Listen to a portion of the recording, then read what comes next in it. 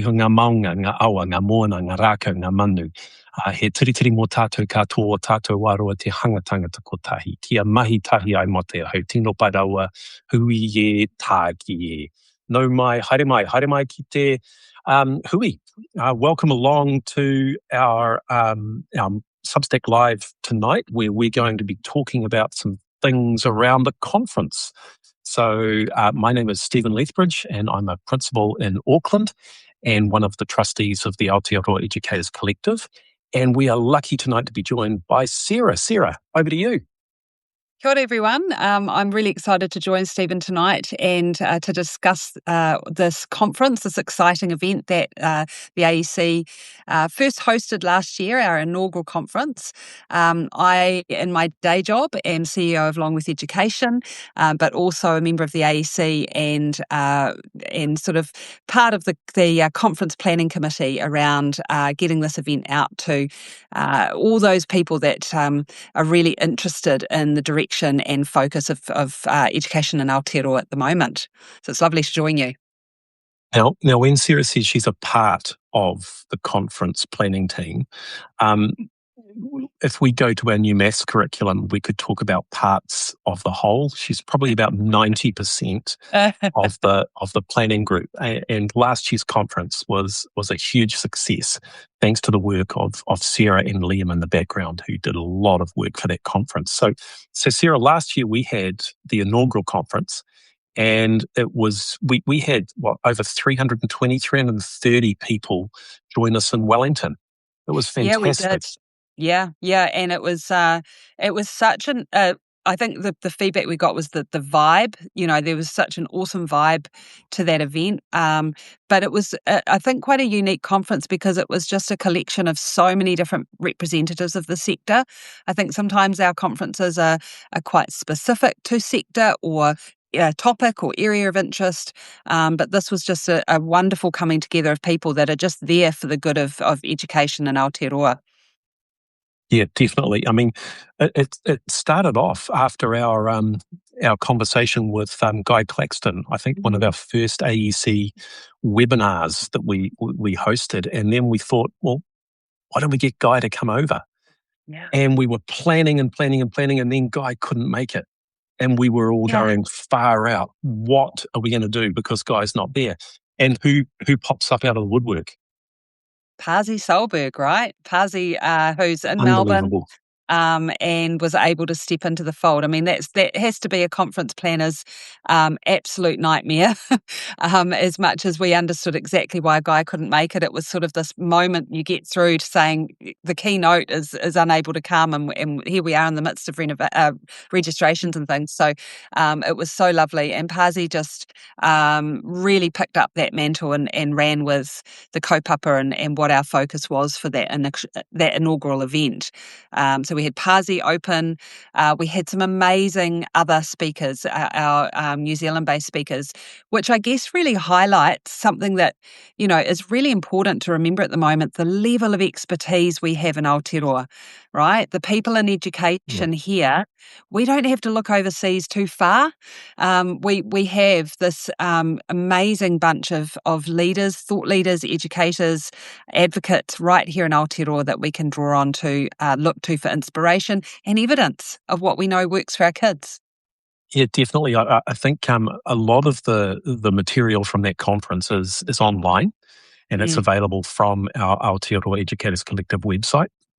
And many schools have used Anne Milne's keynote at our conference last year in their staff-only days. I know that we did in our place, and you could hear a pin drop with the mana and the message that came from Anne. It was a very powerful message, and that we had lots of people. Peter O'Connor was what an articulate,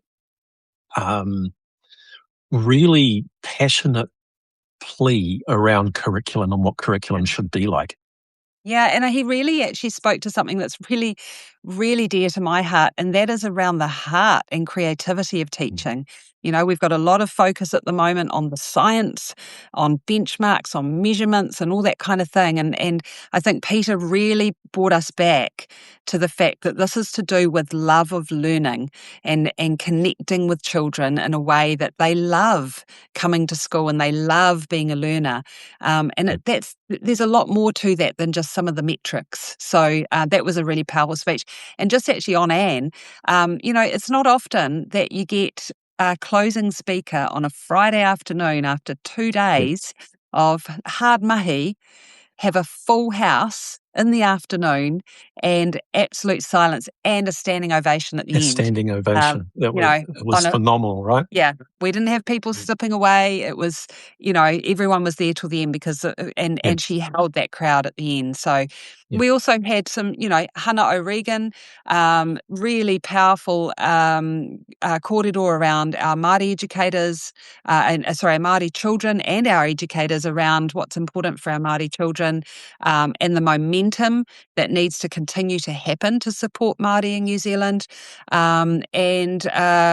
had some really diverse speakers as well. Simon McCullum talking about technology and its place in education, and anyone who not everyone who's a tech guru like him, we could still connect and understand, his connection he made between the thinking processes that our children need and connecting to the modern world, particularly in an AI age. So that was really phenomenal as well.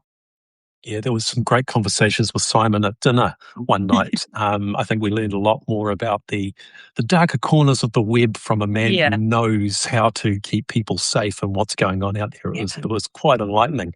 Yeah. Look, at the end of that conference, I think lots of people felt that it was a huge success, and we kept getting emails, and we kept getting people saying, "Can't wait for next year! Can't wait for next year!"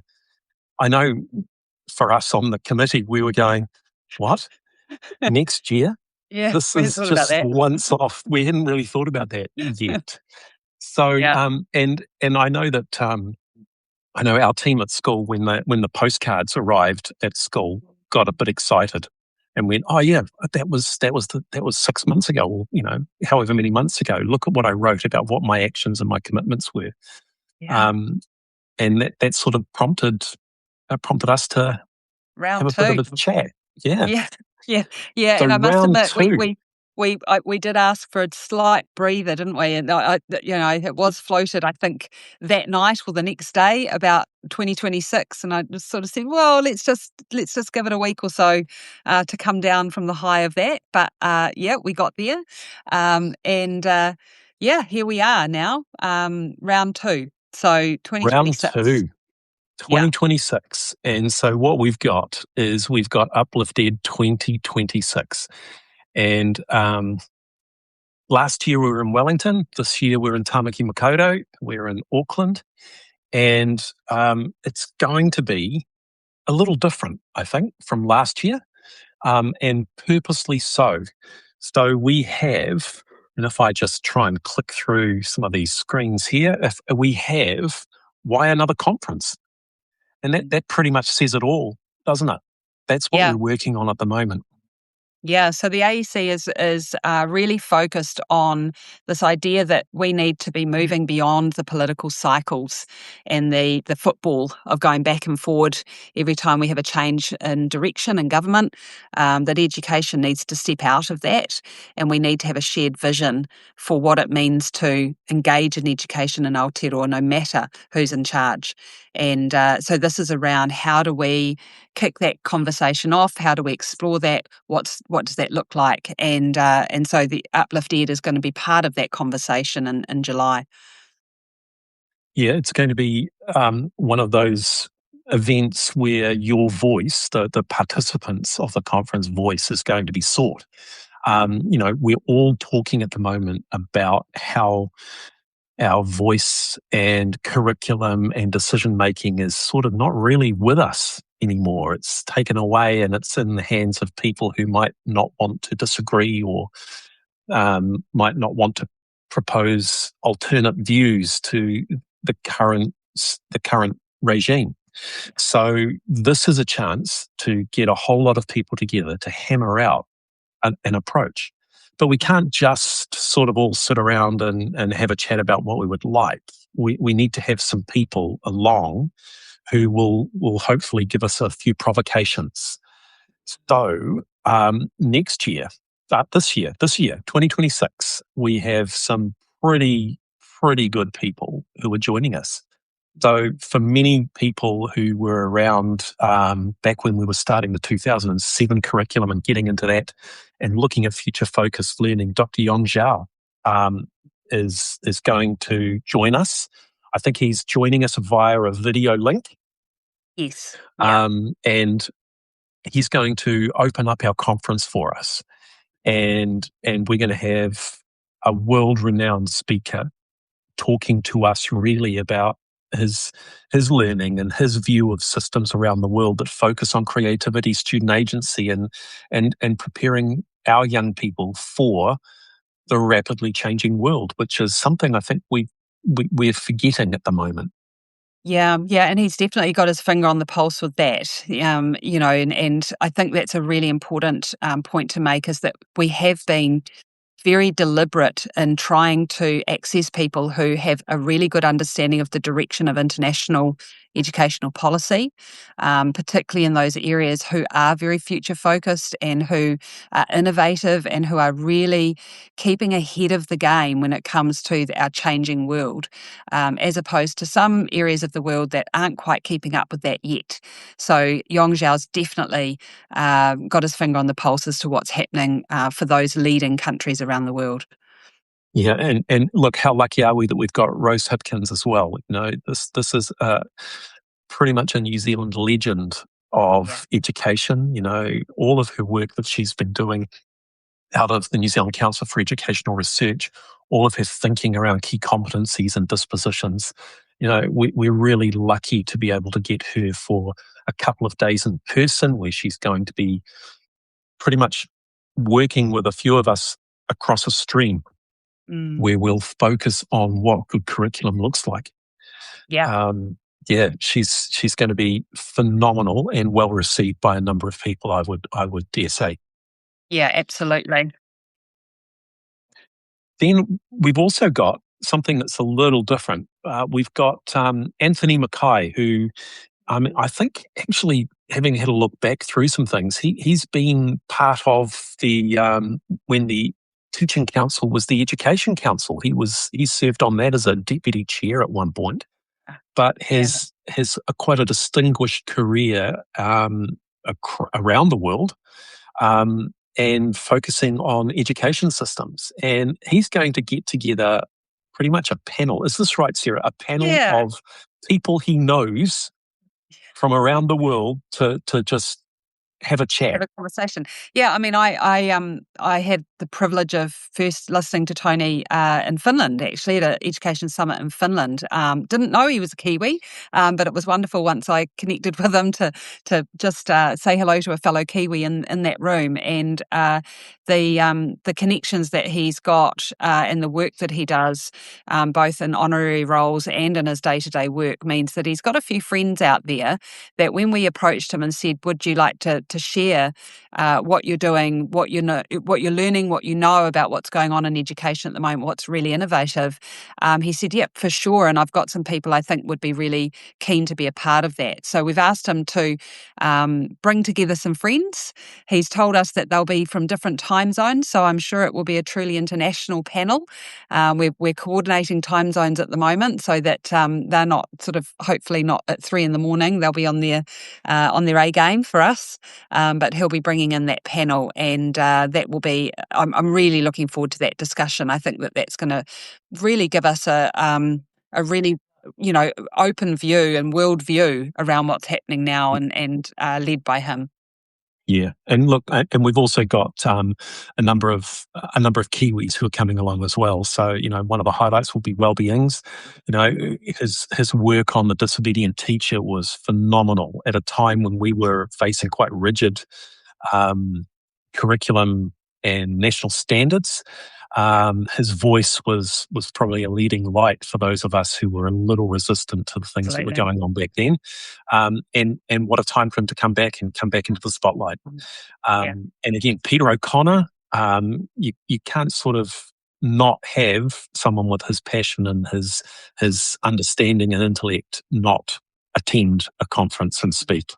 Yeah. And Bruce Jepson, who I've had the pleasure of being on a negotiation panel team with, and his passion, energy, and enthusiasm is just beyond words. The way he speaks around what it means for quality education for Māori is phenomenal. So we're going to be really lucky to be joined by Bruce as well.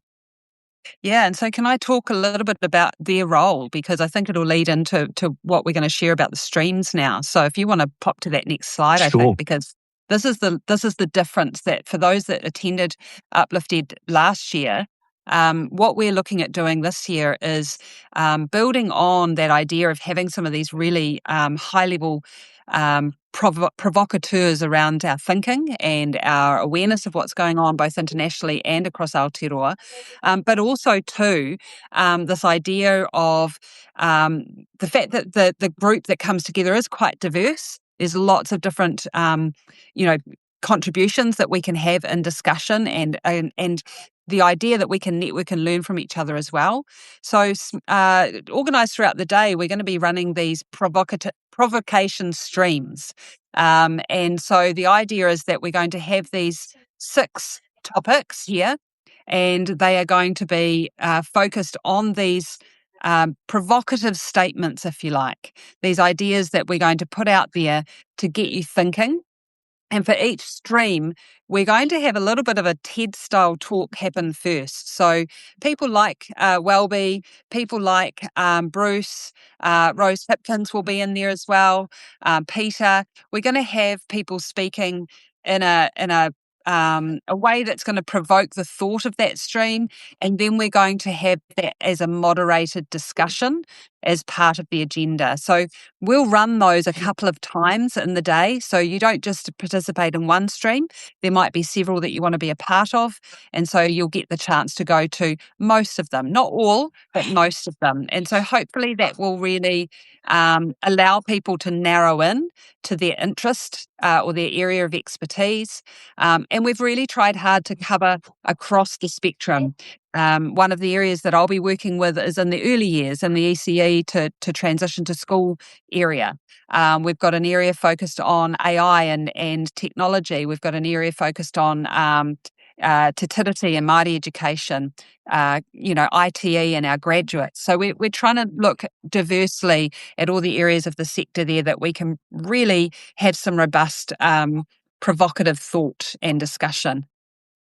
Yeah, definitely. Look, I think I'm doing one of those as one of the moderators, but I can't wait to try and ditch that session to get to the AI and the shifting global competencies, because I think that's going to be a really, really interesting one and quite topical. It sounds like we're wanting to get ideas and values and beliefs about where we should be heading, so that we can really hit that future plan that is pretty unbreakable, in terms of what education would look like for our kids. Yeah, absolutely. And look, we want this to be a blueprint that is really representative of all in the sector. We want to be able to draw on all the expertise of our professionals in the sector, the experience that we have, our local experience and expertise. So to be able to really get in and have a nuts and bolts conversation with people, I think also really builds on the kaupapa of last year's hui as well, and the idea that, we've got all the people in the room, so let's have that conversation and let's really get that representation of knowledge and expertise out there as a future blueprint for education. Yeah, definitely. And that was one of the pieces of feedback that we got. I mean, people really liked the second day last year, where they had a chance to talk and engage and do some thinking on their own. But pretty much the venue didn't allow us to do that in a really effective way. And so we've listened to the feedback. We've got some good quality people that are going to be giving us some provocations. We've got some great keynotes, and there's a lot of time dedicated to those people who are going to be doing the hard work of trying to get what it means to be a successful learner in our country and the world. Yeah, and the voice of the sector, right? Yeah, yeah. yeah, and sorry, and just a couple of those sort of housekeeping points too. A couple of questions we've had already is it in the holidays? Yes, it is. That was some feedback we also responded to. A lot of the feedback we had come back was, if you run this again, we want to bring our teams. We want to be able to have as many of our staff here as we can. So we've purposely scheduled this for the 2 days before Matariki in the school holidays. So hopefully that means less cost to schools around release time, and the ability to bring more people along if that's possible for you as well. So that's something that we've really tried to address too. Yeah, definitely. That's one of the main reasons to move towards the holiday time slot. As a principal, it's a big commitment to take people away on to a conference, and usually classroom teachers attract then a relief teaching component, and that can blow budgets. So this is an opportunity to bring along people. You're going to have to get in quick though, because it's pretty limited. I think we've got space for around 350-ish. Yeah, it's definitely last year we had a little bit more flexibility around a number cap because of the venue. This year, the compromise to being able to run those breakouts and those stream discussions is that we have to be a lot tighter with numbers. So we will be, having a sold out eventually once we hit that limit. We will run a waiting list as we did last year, but we were a little bit relaxed with that waiting list as we got closer to the time, because we wanted, everyone to get in. But this year, with running these streams, it means a little bit more management at our end. But in saying that, being in Auckland, being over on the Albany Senior High campus, we're really looking forward to that. It means that you've got access close by to some accommodation, easy access off the motorway and things like that. So hopefully that will make it a bit easier to logistically to get there as well for people. Yeah, definitely. And there's some social events I think that we're planning. Some people will remember who were around in the early 2010s, 2013, 2015. Those old things called Twitter meetups and Twitter dinners. There's an opportunity for people to gather on the North Shore, and put some faces to handles that they may have seen online. Yep. And to chew the edu fat. And look, up on screen at the moment, you've got the QR code that will take you to the Humantics site where you can look at the bookings. But 8th and 9th of July in the holidays at Albany Senior High School, we're really thankful to Claire and the team for allowing us to use the venue. It's a great venue, a purpose-built venue for having the type of conversation I think that we want to have on those 2 days. Yeah, absolutely. So, look, I'm really excited. I'd love to see as many people there as we can. All our supporters for the AEC, but those maybe who don't know much about what we do with the AEC and want to come along and learn more, I encourage you to come along and encourage you to have some really professionally brave conversations as well, because that's what it's all about. It'll be a really exciting event. Yeah, look, I've just stopped sharing that screen, but if you want to have that code, you just go to the Substack when we're done, rewind a little bit, and the QR code will be there. Or you can head over to the AEC website and have a look at the huge amount of resource. I'm always I'm quite surprised at how long we've been around, only 2 years, and the amount of information content that is available from the people who are our members, and who are our colleagues. It's a great place to share ideas, share thoughts, and also a great place to disagree in a safe space. Yeah, So, Yeah. yeah. Yeah, awesome. Okay, I'm looking across. I don't see any questions. Do you think we're done, Sarah? Are we done? I think so, and unless we get a last ditchy fit of questions, but I haven't seen any there. It's just great to see people joining and some lovely positive comments about our speakers and logistics and things like that. So please reach out if you've got any questions, anything you're not sure about. But we'd just love to see you there. Brilliant. Kia tautaranga mari e, kia hore te marano, kia whakapapa paunanu te moana, kia tere te karo hirohi I mua I te huarahi. Thank you all for joining us for this brief live tonight. Keep an eye out on the AEC website. There's a whole lot of other Substack lives that are going on. We're trying to tee something up with the authors of The Balancing Act, which is Dominic Wise and Charlotte Hacking. So we've got Dominic Wise teed up in April sometime. So that'll be a great Substack live. But keep an eye out on anything and everything to do with AEC. There's a lot happening. Yeah. If you are in a place that is affected by weather, hopefully you stay dry and safe and hunker down for the next few days if you're in the far north. Out with you guys as you're dealing with that stuff as well. Yeah. Thank you all, everyone. Ka kite.